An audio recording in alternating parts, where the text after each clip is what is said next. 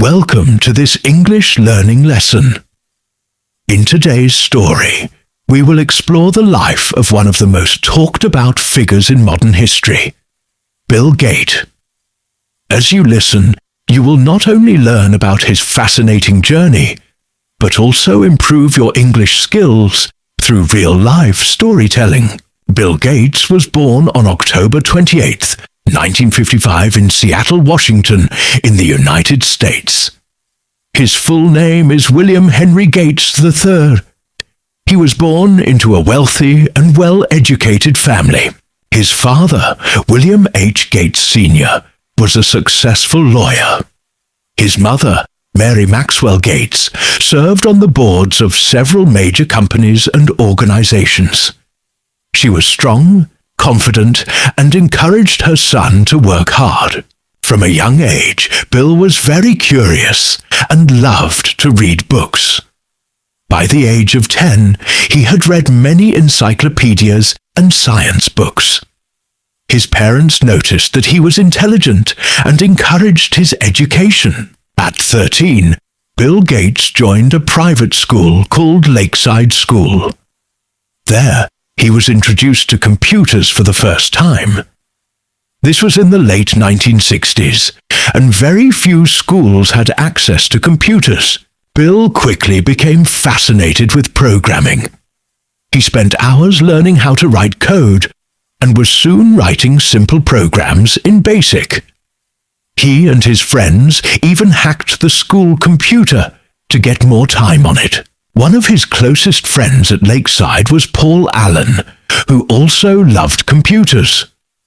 The two became a team and started working on small computer projects together. In 1973, Gates was accepted into Harvard University, one of the top schools in the world. His parents were proud, but Bill wasn't fully focused on college. His heart was still with computers.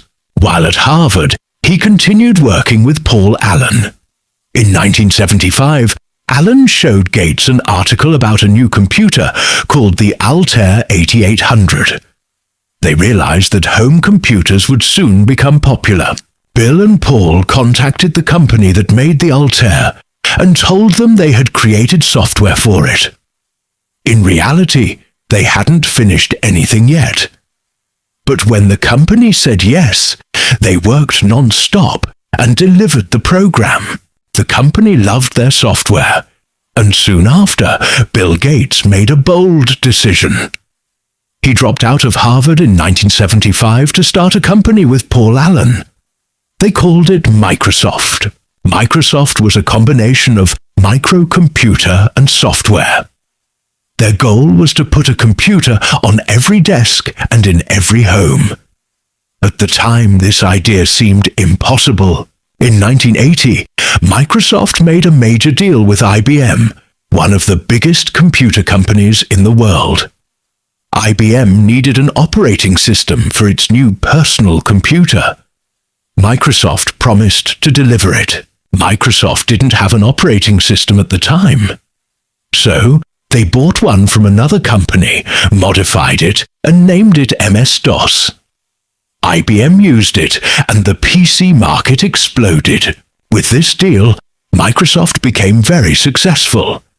As more people bought PCs, more people used Microsoft software. Bill Gates became a young millionaire. In 1985, Microsoft released a new product, Windows. It was easier to use than MS-DOS because it had a graphical interface with windows, icons, and a mouse. Windows became very popular. Over the next few years, Microsoft grew into a global software company. Windows was installed on almost every personal computer, and Bill Gates became a billionaire before the age of 40. Gates was known for being focused, competitive, and smart. He worked long hours and expected others at Microsoft to do the same. He read every memo, studied every detail, and always pushed for better products. In 1995, Gates released Windows 95, one of the most important software releases in computer history. It sold millions of copies and became the foundation for modern computing. At the same time, Gates published a book called The Road Ahead, where he predicted how computers would shape the future. Many of his predictions came true, but Microsoft also faced challenges. In the late 1990s, the US government accused Microsoft of using its power unfairly in the market. The company was taken to court in an antitrust case. Gates defended Microsoft, but the trial damaged the company's image.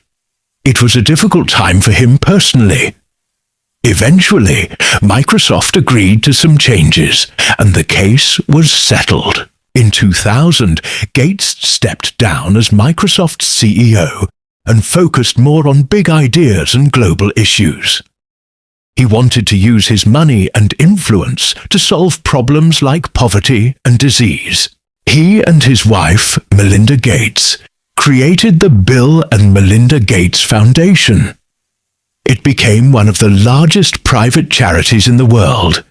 Their mission: to improve health and education around the globe.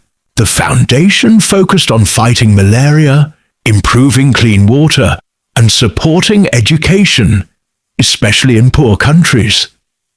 Gates donated billions of dollars and encouraged other rich people to give away their wealth. In 2008, Gates left his daily role at Microsoft to work full-time on his foundation.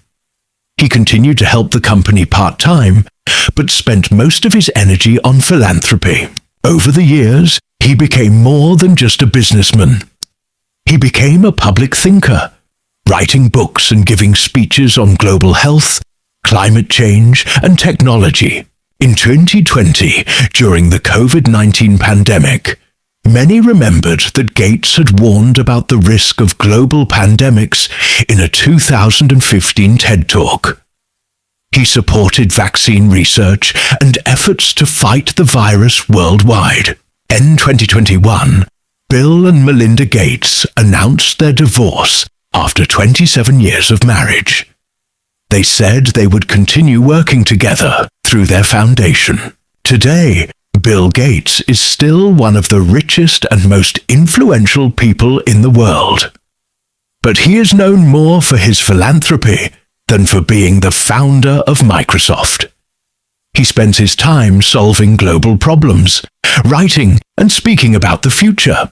Bill Gates' story teaches us that intelligence, hard work, and vision can change the world. From a curious boy in Seattle to a world-changing billionaire, he has inspired millions to dream big, work hard, and give back. Please subscribe, share, and like for more.